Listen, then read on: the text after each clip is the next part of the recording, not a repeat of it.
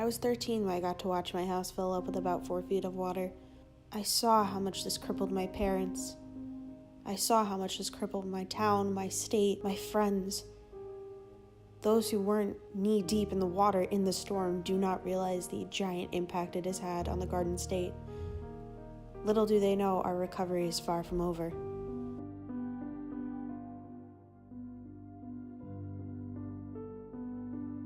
In the beginning, it wasn't too bad. Thought of it as more of an adventure, and I wanted to know what was going on with the house. But then as the water got higher and was concerned, and just seeing everything firsthand, shutting the electric off, I feel staying there was probably a decent decision, even though I felt that I was putting my family in a bit of risk. No, we actually stayed in my house until it started flooding, and my neighbor next door, her house was only built like 8 years ago, so her house was on the pilings. My son and her moved the cars up to closer to 37, and then all of a sudden it came, like within 10 minutes, I had 4 feet of water in my house, and Karen let us stay at her house that night. I sat outside on her back deck, chain smoking cigarettes, watching like, we're screwed, we're really screwed. And then the water finally rose up as high as I could only see my windows in my house. My stairs had disappeared, everything. But we were kind of stuck in our home for, I would say close to 48 hours, maybe, like 36 to 48 hours. Personally, my home faces the bay in Brick, and the barrier island, which you can see looking across the bay, pieces of the boardwalk, pieces of homes, dressers, clothes, CDs, all different types of personal belongings from homes from the barrier island, literally filled my garage up about 9 feet. It blew out both garage doors, it ripped off my front deck, it infiltrated into our home on our first floor. Property was about 36 inches deep of heavy timber, the entire property. So we sustained some pretty substantial damage. It's basically forgotten. If you're not in it, you don't know about it. If you're not, struggling, trying to get money, trying to rebuild, trying to get back into your house, you're thinking the thing happened 5 years ago. What is there to do about it? So everybody in the building industry in this area thought that after the storm, this was going to be such a great thing for the economy, because in 2012, the economy wasn't that great for the building industry. But what happened was, right after the storm, no one really knew what to do. And when I say no one, meaning from the township perspective on permits, they knew flood elevations were going to change, and this is all going on during the cleanup. Once they started coming out with new regulations, and nothing was in concrete, nothing was made law. It was kind of, this is what we think is going to happen.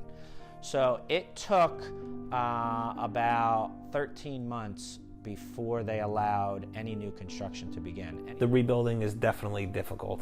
There's a lot more to it than just rebuilding a house. There's process after town meeting, after inspection, after money, after funding, after this, after that. It's definitely an undertaking that I wish I was 20 years younger doing, that's for sure, because it's definitely putting some years on me. When you lose everything, and then you are manipulated by the government and the insurance companies, and if you have your FEMA docket number and all that stuff to prove, which is not hard to do for hundreds of thousands of us, get us back, let the sue the insurance companies for the balance of our insurance policies that we never received. We had to sue our insurance company, and that took 2 years to get what we properly should have got, at first. There's so much that needs to be done, and it has to be done at a federal level, because it's not just me. It's how many other people have lost their home and who have lost their home, who will never be home. I think the government thinks that they're done with it, but the people, if you talk to the people, they're like, it's not done, it's not over, and it's not, there's no recovery. It would be nice if banks were a little more lendable to people who deserve it, if people could get money more easily, if the government could just back these people's loans without even having to give them the loan, just to say that they're going to pay it back. You can't even get any money anymore. It's ridiculous. A lot of people think that it's over, but it's not. And there's many people that are still not back in their homes. To this day, I'm still going through depositions. I'm fighting with insurance companies, but a lot of people have walked away now. I mean, we're over 5 years later, and they can't get in. We are the voice of the next victims. And if we stop shouting, just like, God, if we stop shouting, who's going to shout? I wish there was more I could do to help the people who are like me and, you know, maybe still in a rental, not in their house, lost their home, didn't get the money, you know, like. I would say don't forget about the Sandy victims. They're still trying to make their way forward and try and get some end to what's been going on with their lives since 2012. You know, the system is broke when it comes to that part of it. You know, you have people that had $250,000 in insurance, you go to their property, there's not a footing left in the ground, and they're being offered $80,000 when they were being... So you need to keep fighting. If you stop fighting, the system is not going to change, and everyone forward that this happens to is going to be treated the same exact way. There are people that are still in great need. It may not seem like it. It may seem like a long, long time ago. But there's a lot of need that is still out there, and a lot of people that don't have the means to do this stuff. You know? It rained one day, and my finances were ruined. Everything that we had, you know, banked on was completely ruined. The flood was easy. The flood, you just saw your stuff being ruined.